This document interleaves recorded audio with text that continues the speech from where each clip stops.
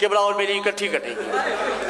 قبلہ کے سر پہ رکھ کے قرآن پوچھئے کہ ایران میں سب سے پہلے جمعہ کب ہوا؟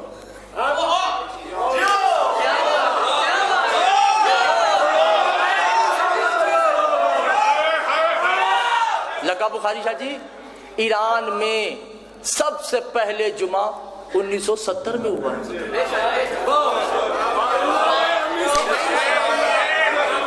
اس سے پہلے جمعہ نہیں ہوتا تھا۔ عراق میں 1986 میں جمعہ شروع ہوا ہے۔ اس سے پہلے شیعہ نہیں تھے، یہودی تھے، یا وہ شیعہ علماء جاہل تھے، انہیں نہیں پتا تھا کہ جمعہ کروانا ہے۔ یا آپ کے بر صغیر اور پاک و ہند میں جمعہ کب شروع ہوا ہے؟ 1756 میں۔ مولانا دلدار حسین غفران مآب 250 سال پہلے جمعہ شروع ہوا۔ آگرہ میں بیٹھے ہوئے شہید نور اللہ شوستری نے کہا کہ یہ جمعہ حرام ہے، تو انہیں قتل کروا دیا۔ آپ نے توجہ نہیں کی عزیزان، تو کیا پہلے جمعہ نہیں تھا؟ نہ بھائی، جمعہ ہے ہی نہیں۔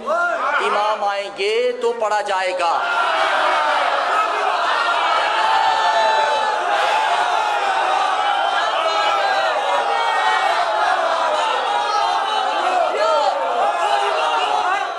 اور یہ میری نہیں، آپ اٹھائیے صحیفہ کاملہ بھی لائیے۔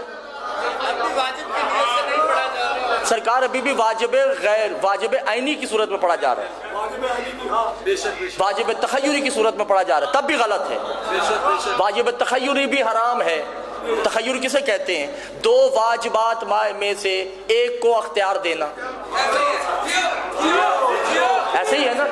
یعنی کہ ظہر پڑھ لو یا جمعہ پڑھ لو، دونوں میں سے ایک کو واجب کلی، ایک کو واجب تخیر سے پڑھا جائے گا۔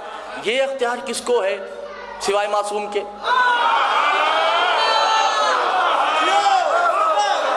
اور دوسری بات یہ ہے، پاکستان کے سب سے بڑے عالم جنہوں نے اسلام آباد میں علم لگایا تھا، کیا نام ہے ان کا؟ دیکھیں، مفتی جعفر حسین۔ کیا بات ہے، ماشاءاللہ، بہت بڑی ہستی گزری ہیں، ٹھیک ہے۔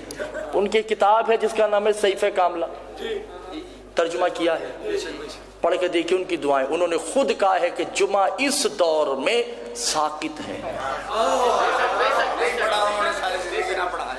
نہ مفتی صاحب نے جمعہ پڑھا نہ پڑھایا۔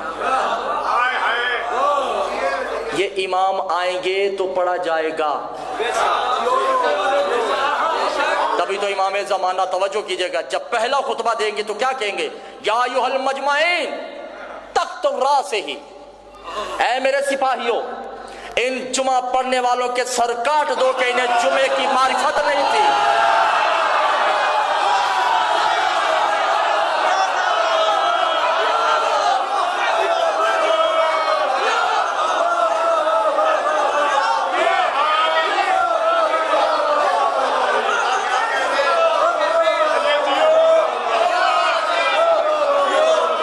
جمعہ نام ہے معصوم کا،